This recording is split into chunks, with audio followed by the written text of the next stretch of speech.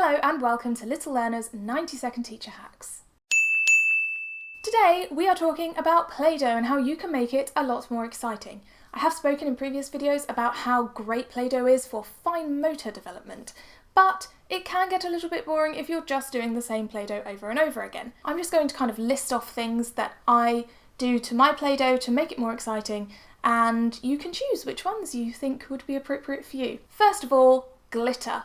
Very, very important. You will be amazed at how glitter can really transform Play-Doh. And it just means that the Play-Doh is a lot more eye-catching, and also I found it helped children to develop their play with it a bit more. If you had black Play-Doh with glitter in it, it really helped kind of with the space topic. If you had pink with glitter in it, it was very kind of mythical, unicorns, that kind of thing. If you had blue with glitter in it, it was kind of underwater. Another thing you can do is put a scent in it. You can put in lavender. I found that's really nice to actually calm them down. You could put scents in to do with a particular topic that you're looking at school at the moment. So if you were reading Charlie and the Chocolate Factory, for example, you could put chocolate scent in it. You can put in lovely sequins, water beads, you can put in feathers. You can really just let your imagination run wild. Thank you so much for watching this week's Little Learner's 90-second teacher hacks. I hope you enjoyed. Do give the video a like if you did, and I will see you